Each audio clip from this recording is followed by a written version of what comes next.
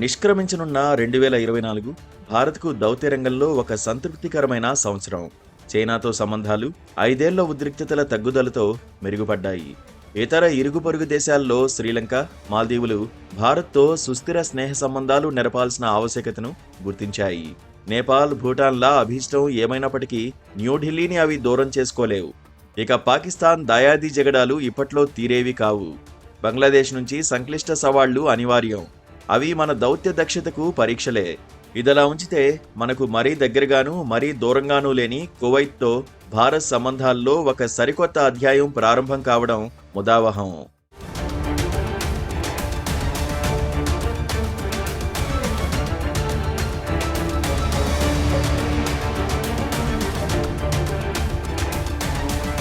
ఇటీవల కువైత్లో ప్రధానమంత్రి నరేంద్ర మోదీ 2 రోజుల పర్యటన చరిత్రాత్మకమైంది. భారత ప్రధానమంత్రి ఒకరు ఇందిరాగాంధీ అనంతరం ఆ గల్ఫ్ రాజ్యాన్ని సందర్శించడం ఇదే మొదటిసారి. మనస్పర్ధలు, మనస్తాపాలు పూర్తిగా తొలగిపోయిన వాతావరణంలో మోదీ పర్యటన జరిగింది. దశాబ్దాలుగా కువైత్తో మన సంబంధాలు ఉండవలసిన రీతిలో ఉండకపోవడానికి బాధ్యత మనదే అని అంగీకరించక తప్పదు. ఇరాక్ 1990లో కువైత్ను దురాక్రమించినప్పుడు న్యూఢిల్లీ కొన్ని కారణాల వల్ల కువైతు సార్వభౌమత్వానికి మద్దతివ్వలేదు. ఇది కువైత్ను బాధించింది. కష్టకాలంలో విరోధి ఎత్తిపడుపుల కంటే మిత్రుడి మౌనమే ఎక్కువగా కలవరపరుస్తుంది కదా. కువైత్ సహజంగానే మన పట్ల కినుక వహించింది.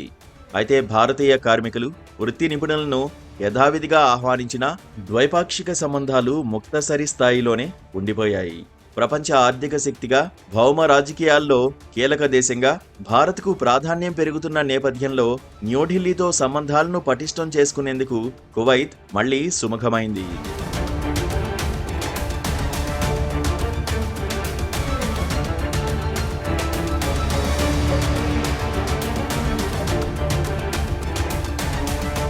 కువైత్తో భారత్ సంబంధాలకు పురాతన చరిత్ర ఉంది. సింధు నాగరికతకు పూర్వం నుంచే భారత్ పశ్చిమ తీర ప్రాంతాలు, కువైతు మధ్య వాణిజ్య సంబంధాలు ఉన్నట్లు ఇటీవలి పురావస్తు తవ్వకాలు ధృవీకరించాయి. ప్రాచీన కువైతు వ్యాపారులు తమ సహజ ముత్యాలు, అరేబియన్ గుర్రాలు, బసరా ఖర్జూరాలను తీసుకువచ్చి మన వస్త్రోత్పత్తులు, సుగంధ ద్రవ్యాలను తీసుకువెళ్లేవారు. 1929 ప్రపంచ ఆర్థిక మాంద్యం ఈ ముత్యాల వ్యాపారాన్ని చావు దెబ్బతీసింది. ఆ తర్వాత కొద్ది కాలానికే కువైత్లో చమురు నిక్షేపాలు వెలుగులోకి రావడంతో వాణిజ్య సంబంధాలు దాదాపుగా క్షీణించిపోయాయి. అయినప్పటికీ 1961లో బ్రిటిష్ వలస పాలన నుంచి స్వాతంత్ర్యాన్ని పొందే వరకు కువైత్లో భారతీయ రూపాయి ఆ దేశ అధికారిక కరెన్సీగా ఉండేది.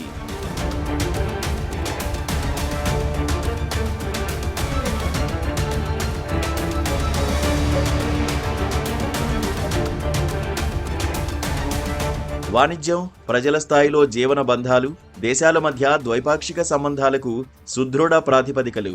కువైతు వాణిజ్య భాగస్వాముల్లో భారత్ అగ్రగామిగా ఉన్నది. 2023-24లో ఉభయ దేశాల మధ్య దాదాపు $1,100 కోట్ల విలువైన ద్వైపాక్షిక వాణిజ్యం జరిగింది. గత ఆర్థిక సంవత్సరంలోనే కువైత్ మనకు సరఫరా చేసిన క్రూడ్ ఆయిల్ మన మొత్తం ఇంధన అవసరాల్లో 3% తీర్చింది. కువైత్ ఇన్వెస్ట్మెంట్ అథారిటీ మన దేశంలో పరోక్షంగా $1,000 కోట్ల పైగా మదుపులు చేసింది. కోవిడ్ విలయంలో కువైత్కు మన దేశం 2 లక్షల వ్యాక్సిన్ డోసులు సమకూర్చింది. ఆ ఆపస్ సమయంలో కువైత్ మనకు 282 ఆక్సిజన్ సిలిండర్లు, 60 ఆక్సిజన్ కాన్సంట్రేటర్లు, వెంటిలేటర్లు తదితర వైద్య సామాగ్రిని సరఫరా చేసింది.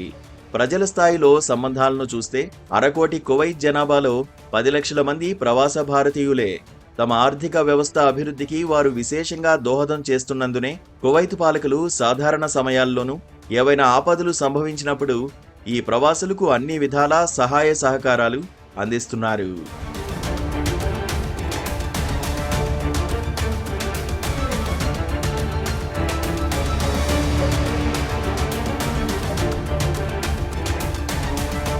నాలుగు దశాబ్దాల అనంతరం తమ అతిథిగా వచ్చిన భారత ప్రధానమంత్రికి కువైత్ రాచరిక పాలకులు అపూర్వ రీతిలో స్వాగతం పలికారు. అతిథి మర్యాదలు ఘనంగా చేశారు. తమ అత్యున్నత పౌర పురస్కారం ఆర్డర్ ఆఫ్ ముబారక్ అల్ కబీర్ను మోదీకి ప్రదానం చేశారు.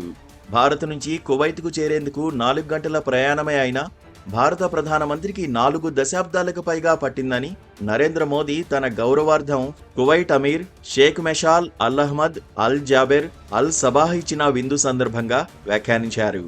భారత్ కువైతుల మధ్య మోసులెత్తిన కొత్త స్నేహ బంధాలు సుదీర్ఘకాలం పాటు నిరంతరంగా సుస్థిరంగా వర్ధిల్లాలని భారతీయులు కువైతీయులు ఆకాంక్షిస్తున్నారు అనడంలో సందేహం లేదు.